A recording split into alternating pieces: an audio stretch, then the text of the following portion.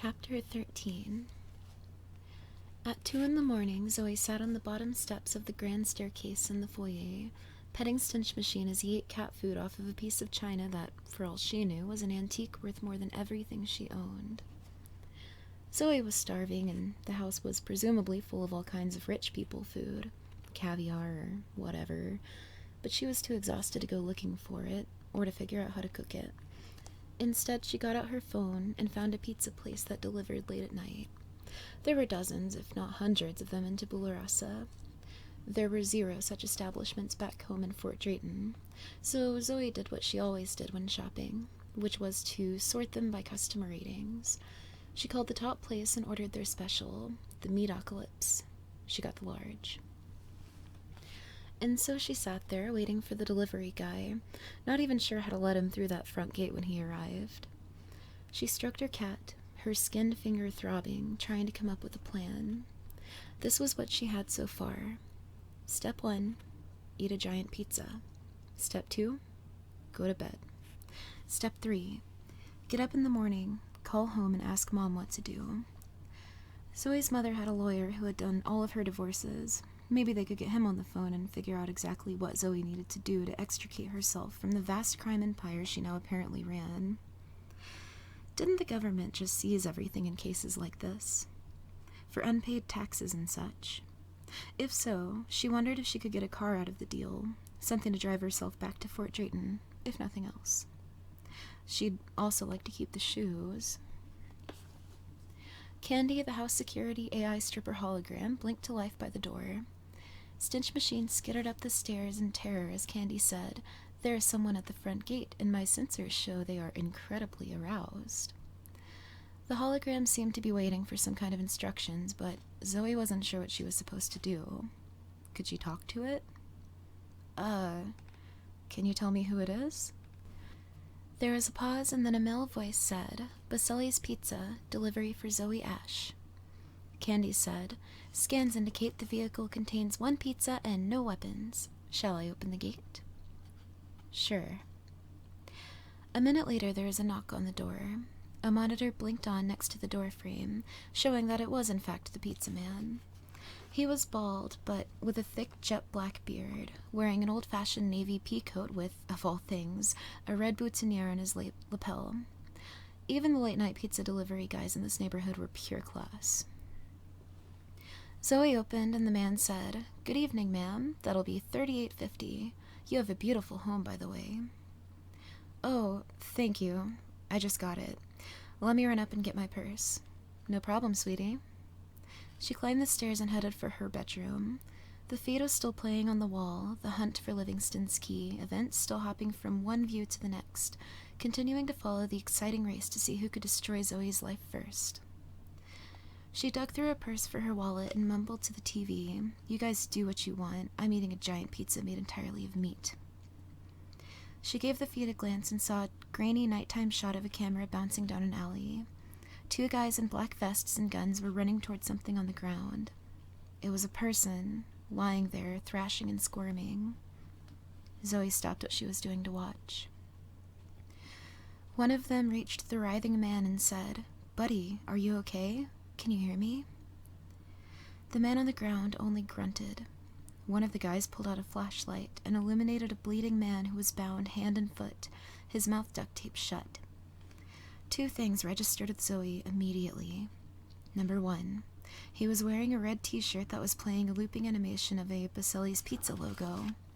Number 2, several of his fingers had been bitten off. Before Zoe could work out what this meant, the feed blinked away, one of the abrupt jump cuts that Zoe still wasn't used to, and what appeared next was a very clear shot of the stairwell she had just climbed, the view bouncing gently up toward the 2nd floor.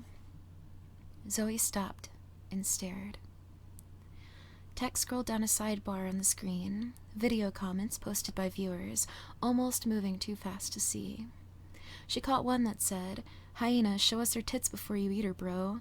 And then that one was quickly driven off the screen by dozens more that simply said, "Team Molek." Zoe dropped her purse and said, "Oh, come on." She turned and was not surprised to find the psychopath known as the Hyena standing in the doorway of her bedroom, blocking her way out. She had never gotten a clear look at the guy before, when it was dark and he was busy getting driven into a frozen pond by her Toyota. But there was no doubt it was him. He had ditched his beard, revealing an ugly surgical scar that looped around his jaw, looking like work that had been done in some back alley. He was no longer holding the pizza, and Zoe now noted that the little red flower pinned to his chest had a blue pinprick of light in the center. That was his blink camera. He was broadcasting live to the massive Hunt for Livingston's Key audience, along with a dedicated base of hyena fans who simply got off on watching women tortured in real time. She again wondered how big that audience was, and, again, decided she didn't want to know. Out of the corner of her eye, she saw herself appear on the monitor from the POV of her assailant. The room was a little too dark for the camera, so the hyena found the light control on the wall and dialed it up to his satisfaction. Zoe looked at herself on the monitor and actually had the crazy impulse to fix her hair, but then saw on the screen that the golf club was still on the bed behind her. She quickly snatched it, holding it out toward the hyena like a sword. A fraction of a second later, the video version of herself up on the wall feed did the same. He smiled and said, "Bet you never thought you'd see me again. I've had a whole train ride to think about this moment, to get it just right. First, let's get this out of the way." He yanked the club from her hands like he was taking it from a baby. He held it out in front of him, letting his camera get a good view of it. "Now watch." In a series of smooth, casual motions, the hyena bent the golf club into the shape of a pretzel. He didn't strain or grit his teeth to be flexing with the effort. He just pulled the metal rod into loops like it was a silver licorice whip. He held it up and said, "Eh?" Zoe's mouth went dry. She muttered, "What are you people?" "Wait, I'm not finished." He held the steel pretzel up to his mouth and took a bite out of it. Again, with only a trivial amount of effort, like chewing some mildly tough beef jerky. He spat out a twisted hunk of metal and grinned. Then he tossed the golf club pretzel aside. The hyena spat blood and then said, "That fear, that paralysis that you're feeling right now, that's a primal memory bubbling back to the surface.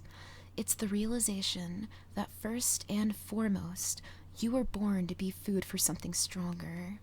That as an organism, you were destined to end your existence with the sensation of teeth tearing flesh and crunching bone. So, here's how this is gonna go. I'm going to bite you 8 times. Those bites will sever 8 tendons, and they will render your legs and arms both inoperable. Then, over the course of days and weeks, I will slowly and completely at random..." "No." Zoe crossed her arms. "What?" "No, I'm not doing this. I'm not running and screaming. I'm not letting you put on a slasher movie chase for your creeper friends on Blink. I'm not giving you a show. I'm sick of it. I don't know what you are or how you people nothing but run for the last 8 hours. I'm done with that. I don't run anymore. Anybody out there watching this hoping that's going to happen, go ahead and zip up your pants. You've got quite a mouth on you, and I'm going to cut that tongue out and eat it in front of you. But first I'm going to..." "No, you don't get to monologue for your audience. You're not cool. You're not menacing. I don't think you're in any position to tell me what... La la la la, nobody can hear you. La la la, shut up. Do-do-do, nobody can hear your evil monologue and creative rape threats. Butt show, baby." The hyena lunged at her. Zoe tumbled back, hitting the floor while her on-screen doppelganger was still singing Butt Show. They landed with the hyena straddling her, trying to pin down her arms. She quickly reached up and snatched the boutonniere camera off his jacket. Before he could put together what she was doing, Zoe worked her right arm free and chucked the camera toward the bedroom door. The view on the wall monitor blurred into a boring shot of the hallway ceiling. The hyena screamed, "Bitch!" But he was now at an impasse. He had lost his audience, and therefore had lost not only his entire reason for being there, but also his ability to prove he had fulfilled the contract. He climbed off Zoe and ran into the hall to get his camera and, bang, took a single bullet to the head. A red mist of blood hung in the air. The hyena flopped to the floor like a sack of dog food. Zoe yelped and crawled backward on her hands. Into view stepped a Latino man in his 30s, in a black suit with a bright red shirt underneath, open at the collar. He had a contrived beard stubble, and was keeping a smoking pistol trained on the dead man on the floor. He crushed the boutonniere camera under his shoe, then checked for a pulse on the hyena. Satisfied the man was dead, he stashed the pistol inside his jacket, and, in a deadpan tone, muttered, "Stop, or I'll shoot." He had turned to Zoe and said, "Are you injured?" "No, I don't think so. Who are you?" "I apologize for entering your home without permission, and I will leave immediately if that's what you wish. My name is Armando Ruiz, and if you will pardon my lack of modesty, I am the finest bodyguard in Tabula Rasa. If you look at my credentials, you can easily confirm this to be true, and, in fact, I insist that you do so at your earliest convenience. I came to ask for a job, but decided to intervene when I saw what was about to occur. So, with your permission, I want to secure the front entrance and main gate so that I am not forced to deal with additional intruders. This is actually not my preferred method for neutralizing threats, if for no other reason than the cleanup is very unpleasant for everyone involved." Sure. How did that guy do that? He bent metal with his bare hands. Then he ate it. Armando shrugged. "I am going to guess that it is due to some combination of being very strong, insane, and high on hallucinogens. As of now, that is only a concern to whoever is saddled with the unenviable task of writing his obituary. Wait here and lock the door to your room. I'll be back within 20 minutes. He whipped out the gun, and a moment later could be heard stomping down the stairs. Zoe sat out on the bed and, staring at the bleeding corpse on the hallway floor, then decided she preferred this new stranger's company to that of the dead man. She followed Armando down to the foyer and watched as he worked out the gate controls to the front door monitor. He tapped through menus, and the system assured him that no other threats were on the property at that moment, though Zoe thought it was strange the system didn't at least mention the presence of 2 tigers. When Armando noticed her behind him, she said, "Sorry, I didn't like being that close to the dead guy. He came back to life once already." "He did?" "Well, sort of." "All right. Well, Miss Ash, I can tell you that the security on the grounds is top of the line, but it will do you no good if you allow strangers through the front door. And my services will do you no good if you do not listen to my instructions. Did you look me up?" "Oh, no, hold on." Armando headed back upstairs, maybe to make sure the hyena was still dead. Zoe looked him up on her phone using the exact same method she used to find a pizza joint an hour earlier, and found out he was lying about one thing. When she ranked bodyguards in the city by review score, Armando actually wasn't number 1. He was number 4. But, to be fair, 2 of the guys above him were dead, and the other one had a really weird goatee. Armando charged, wait, really? $300 an hour, but his highlight reel showed him escorting politicians and pop stars, tackling crazed fans and disarming gunmen. In the videos, he always wore some variation of that black suit and red shirt, like it was a uniform he had created for himself. If the clips were in date order, he had also gone through a phase where he wore a bright red fedora pulled down over his eyes, but apparently he had outgrown that. On the whole, he appeared to be very much on the level, and somewhat famous among people in his field. When he returned, Armando said, "If you do not wish to hire me, I will give you some recommendations for other options, but I assume you know now that you cannot leave the grounds unguarded, correct?" Zoe said, "Sure, you're hired or whatever." She looked around and said, "Did you see a pizza down here somewhere? As your bodyguard, my first instruction will be for you to not eat any food delivered to you by a serial killer." "Yeah, that makes sense. I've kind of lost my appetite anyway. I'm going to contact the police to come get the body. It's a non-emergency, so it'll take them 4 to 6 hours to arrive, if they arrive at all. In the interim, I will be appraising the security situation, and we will have a serious discussion about it in the morning. There's nothing for you to do other than get some sleep. I'm not sleeping with that body right in front of the door. I'll drag him away if that will ease your mind, but he took a bullet to the brain, which, even by zombie rules, should eliminate him as a future threat. Move him anyway. Oh, and I haven't figured out how to access Arthur's money yet, but if I can't get into the accounts, then you can just take a bunch of furniture or something as payment. It all looks pretty expensive." He smiled. "I'm confident we can work it out. Do you have any problems or questions?" "Yeah, I mean, no, that sounds fine. I'm too tired to think."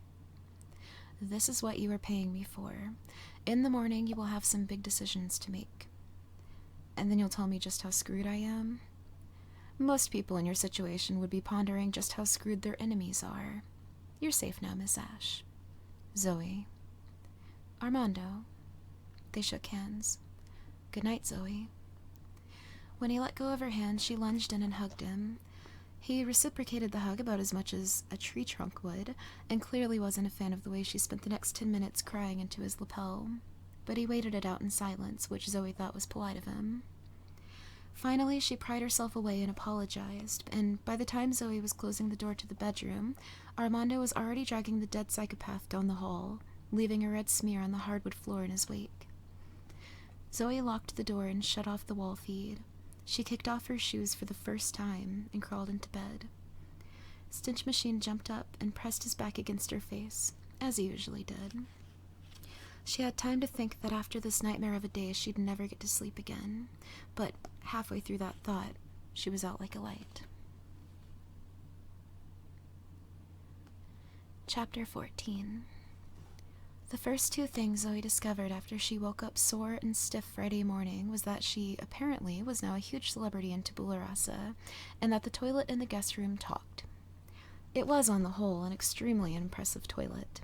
It had a self-warming seat, which apparently automatically lowered itself when it detected a female approaching, played gentle music the entire time she sat on it, and had 2 nozzles inside the bowl to wash and then dry her private parts when she was done. That list was presented in ascending order of how alarming Zoe found each of them. Topping them all, however, was the fact that in the middle of this process, a male voice with a British accent asked her if she would like to watch the morning news update while she peed.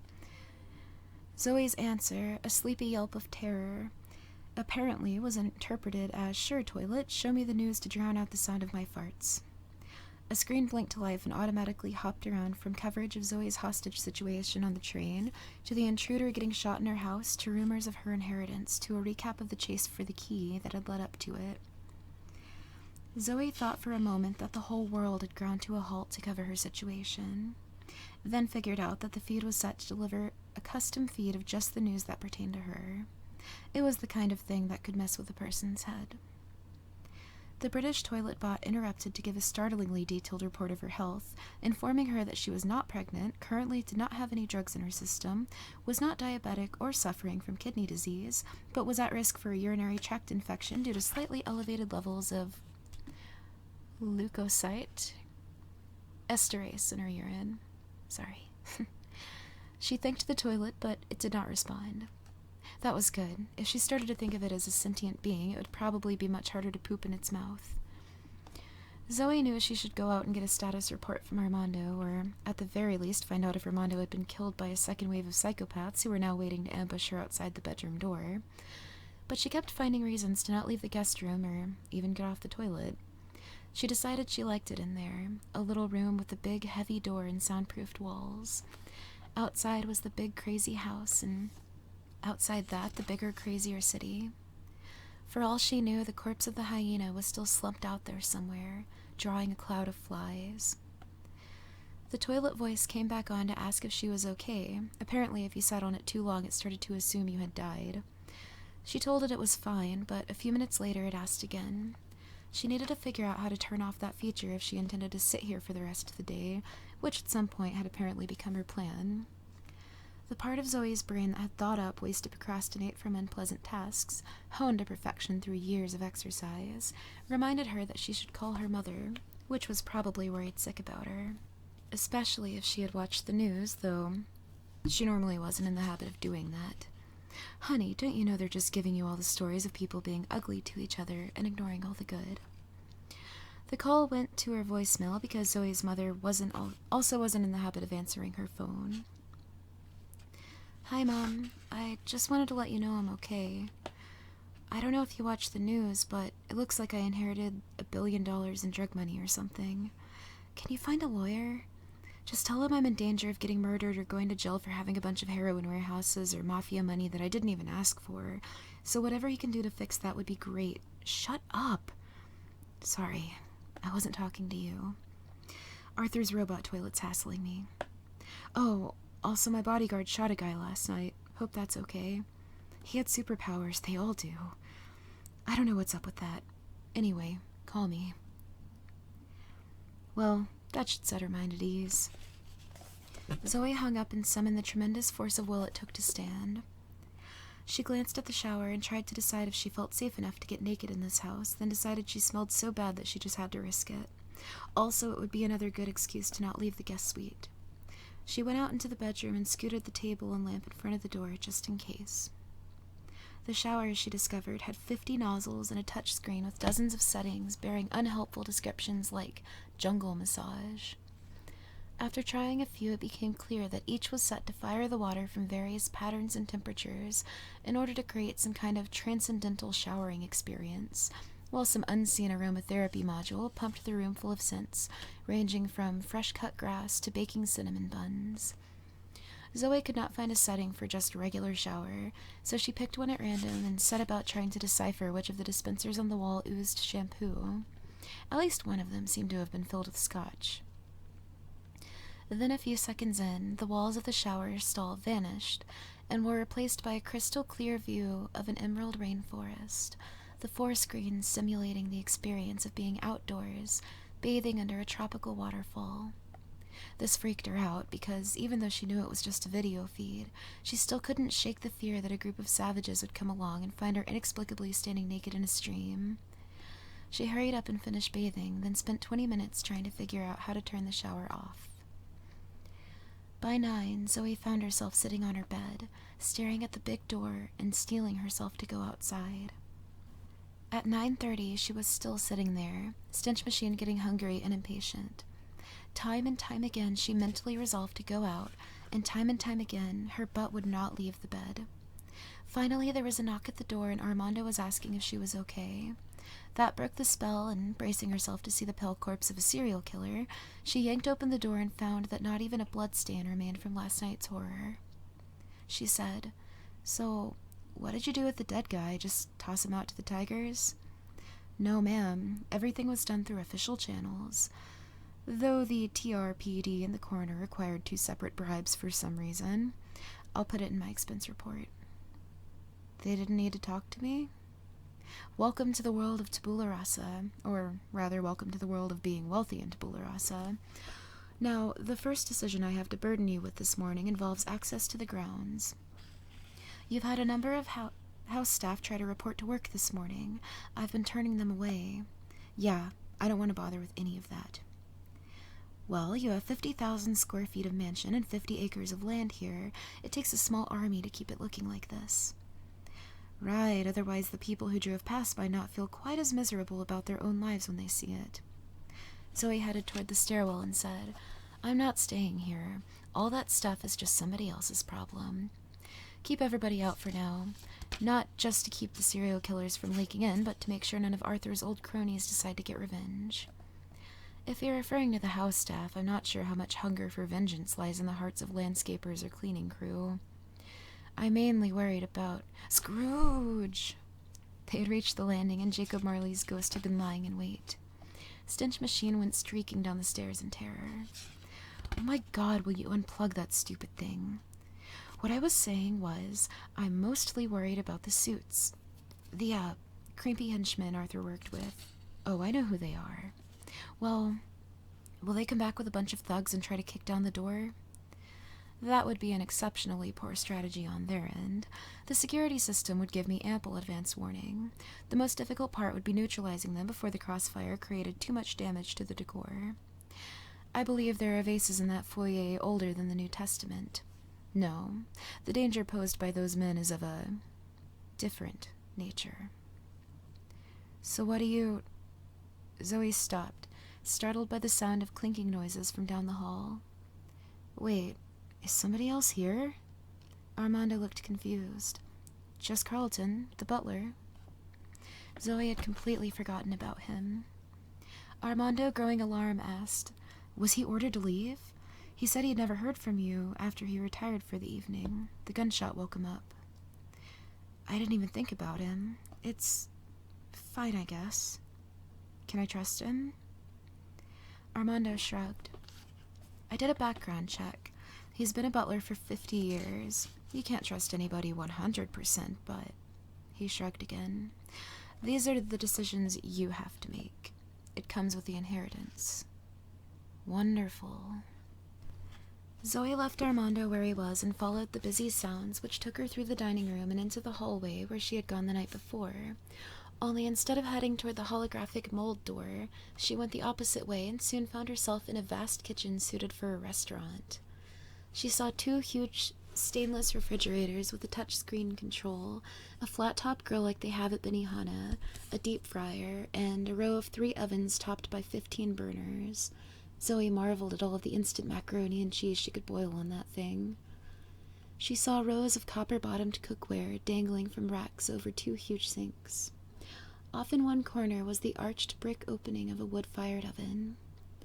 She wandered around the room, past a fragrant wall-size rack of fresh herbs sprouting from tiny little pots under grow lights. On the opposite wall was a bar, mirrored shelves of liquor and a beer tap, next to a coffee bar setup boasting an antique brass espresso machine that looked 10 times as expensive as the professional one she used at work. She went over to give it a look, finding it comforting to be around tools she had mastered. Grinders, steamers, even a little jar of toothpicks for drawing designs in the foam. The lingering scent of coffee oils was wonderful, even if it did remind her of long days, sore feet, and one particularly awful steam burn. Mr. Livingston would have his beans delivered weekly, said Carlton's voice from behind her. He had walked in silently from the other door, carrying stench machine. Zoe spun and said, "Oh, I'm sorry, I was just looking." "You're apologizing for looking at your own kitchen? Your cat was wreaking havoc in the pantry. I had to go chase him down. I do believe he is hungry." "Oh, right. I'm sorry." Carlton nodded toward the coffee bar and said, "Your father, he found a service that ships beans the day after they're roasted, flies them in from Colombia. Have you eaten? Would you like something?" She was starving but said, "Oh, don't worry about me. I'll order something."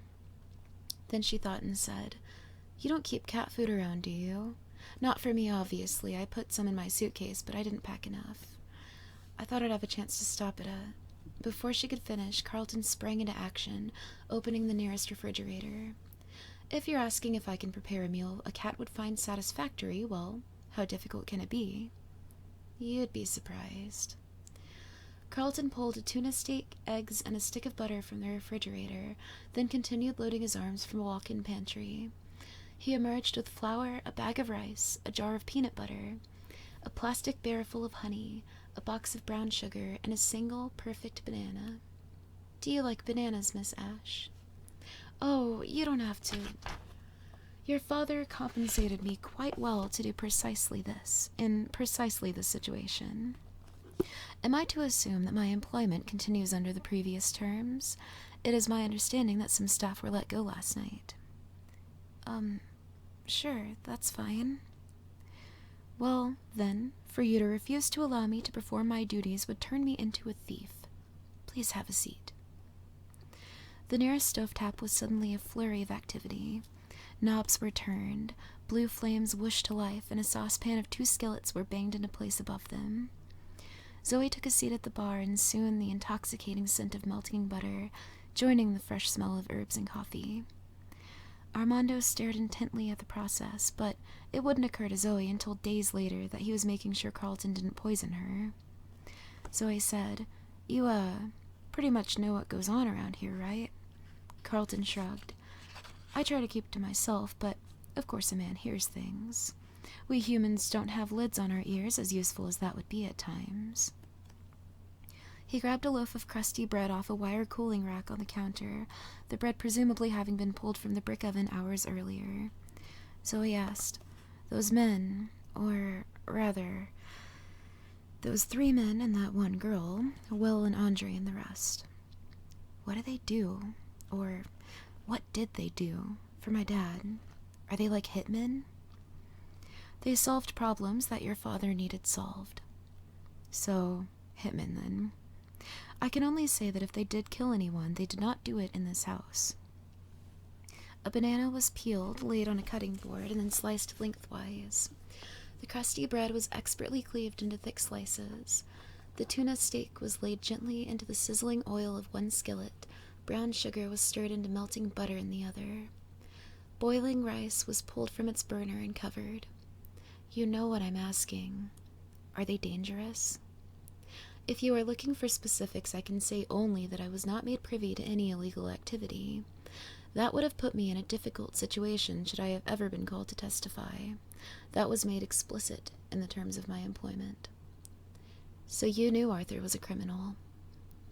Carlton dropped the bananas into the butter and brown sugar mixture. Flour, salt, baking powder, and eggs were whisked together in a bowl. Criminal is something of a nebulous concept in this city, I'm afraid. But yes, your father dealt in many large-scale, cash-only transactions off the books and had colorful associates. And I heard tales, particularly of things he did in his youth and during the war. He was not a man you wanted as an enemy, but behind every great fortune, you know the rest. A 1/4 inch of white had formed along the bottom of the pink tuna, and Carlton flipped it with an effortless, elegant motion. He turned toward the counter, and quickly the 2 slices of bread were smeared with a wad of peanut butter and then drizzled with honey. Armando's eyes followed his hands every step of the way.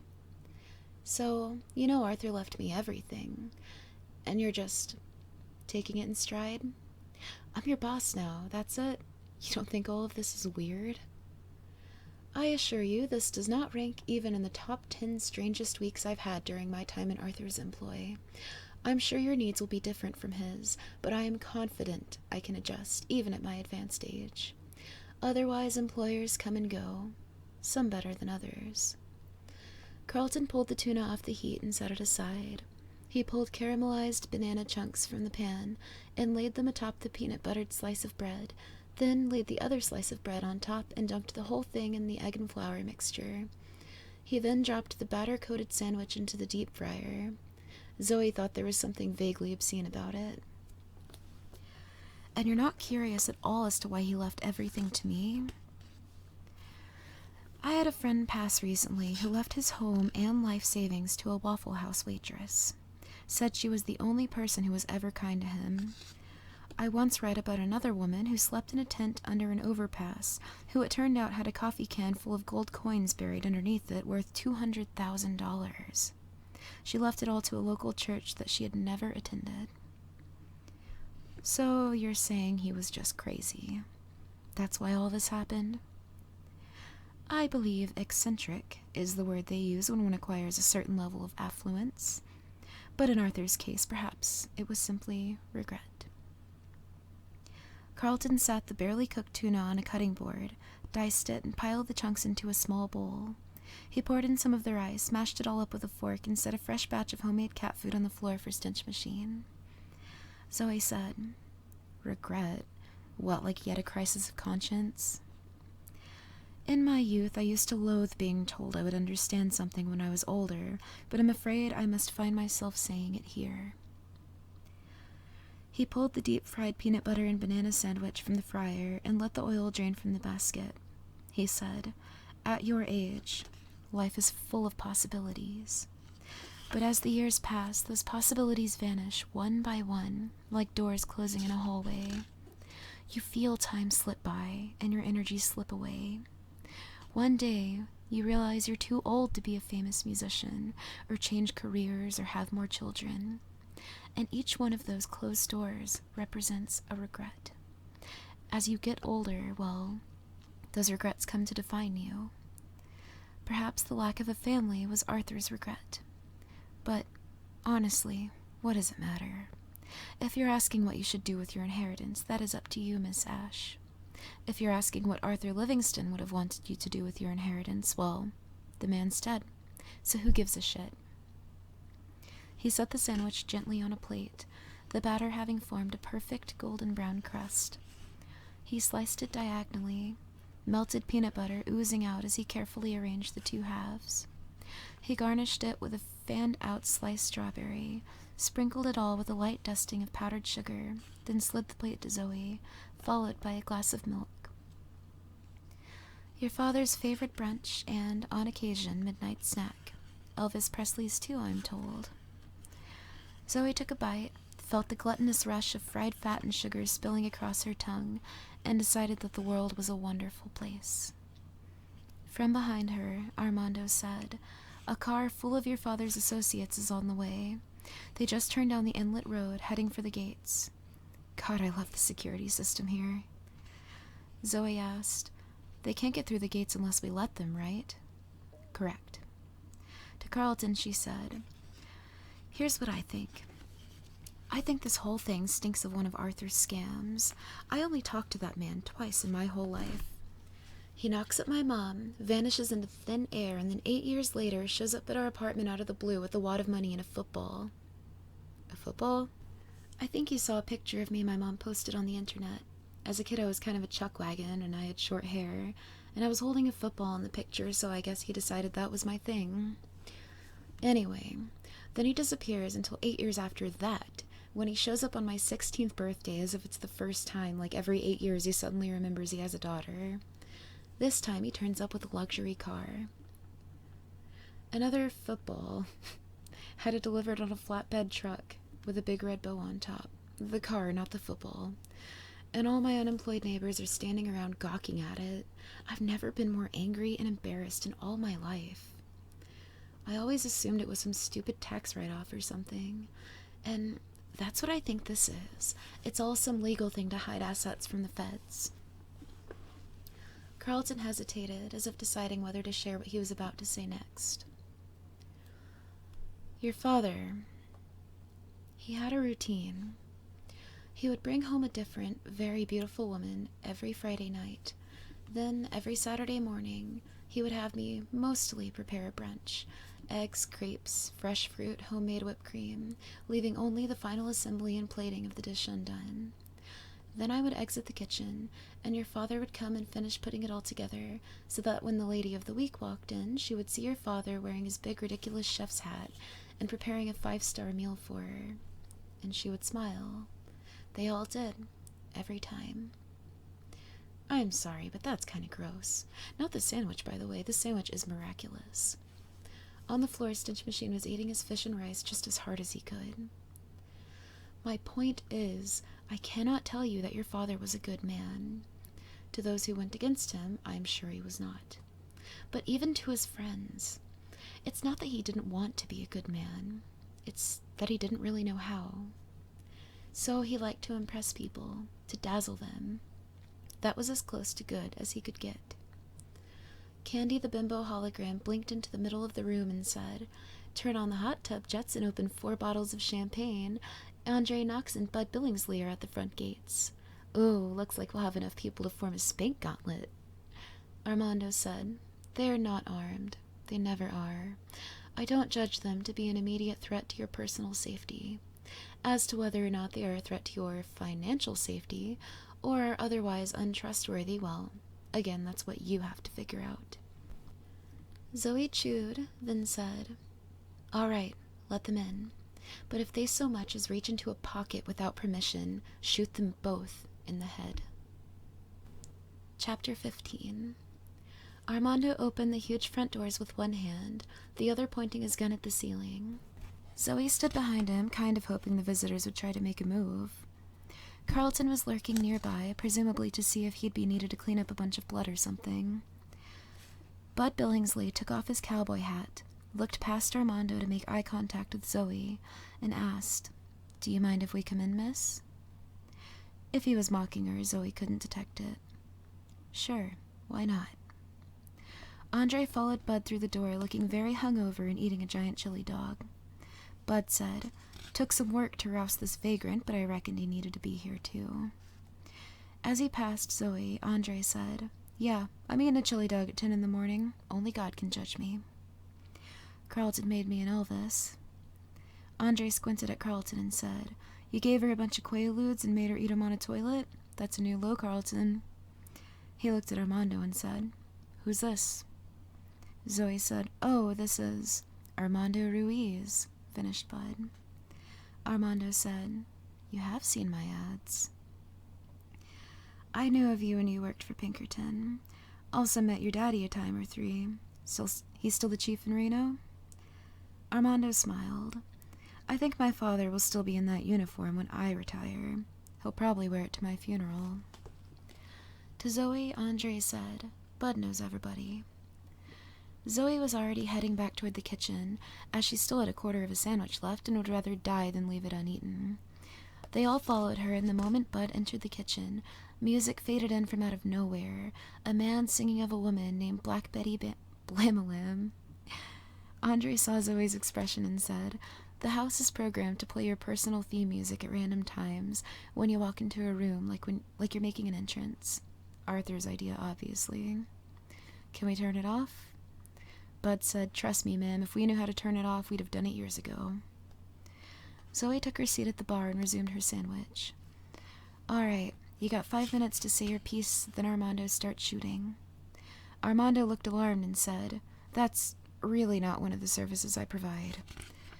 Bud said, "No, we completely understand. I just want to tell you a story, if you'll indulge me. Now this city, it can be real confusing for an outsider. I don't care where you're from, tabula rasa can make you feel like you've taken a train to Bizarro World. I remember my very first night here, and this is going on 15 years ago. I was taking a walk downtown, trying to get a feel for the place, and I'm walking through a construction site. And it was all construction sites back then, you understand.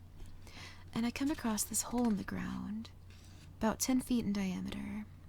I look down and I can't see a bottom, so I pull a quarter out of my pocket and toss it down and listen for a clink or a splash. Nothing.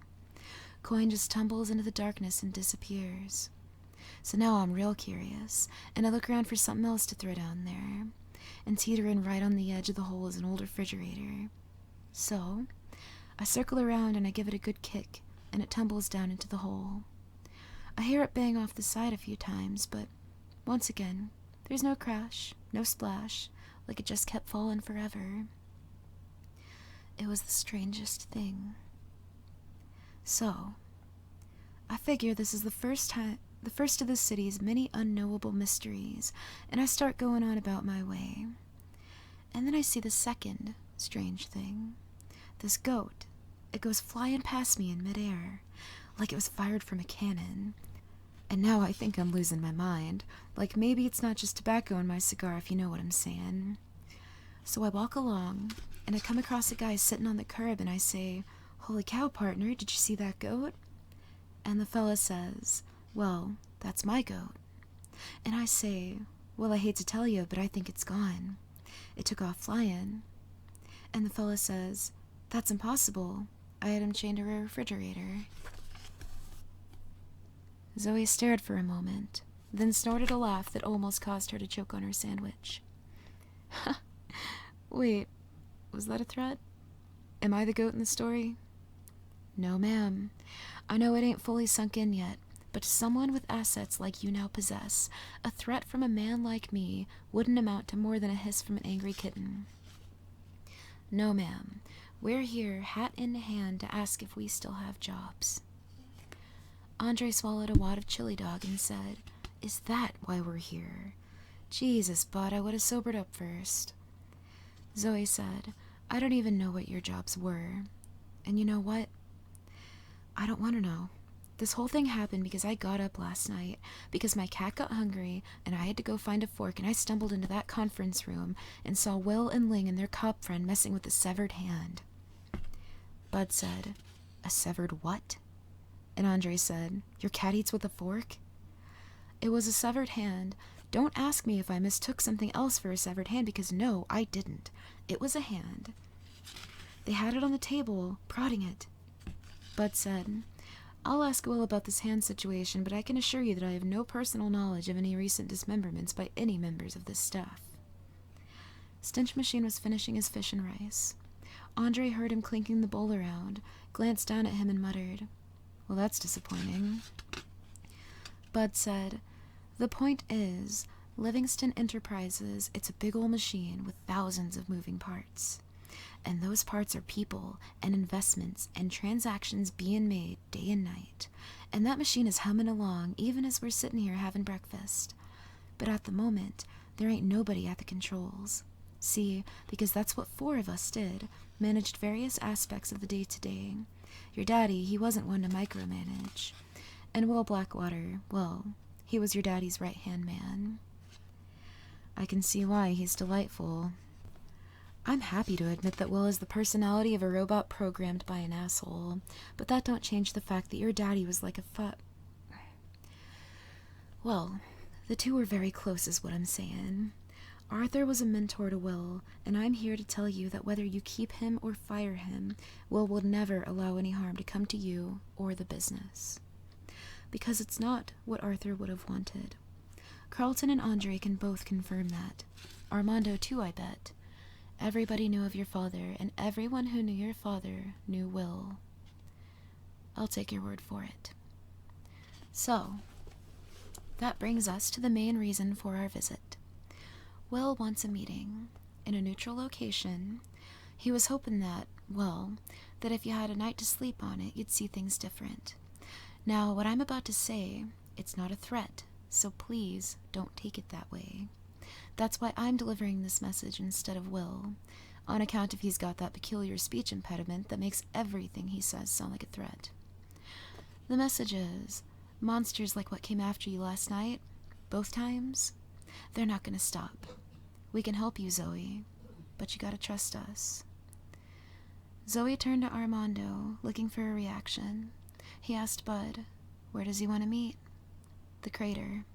The, blast site where the warehouse used to be. Where Arthur died. Will says there's something he needs to show you. Both of you. Andre said, well, now I don't want to go. That makes it sound like he's gonna get us out there and whip out his flop hog. Zoe sighed. All right, let me finish my sandwich.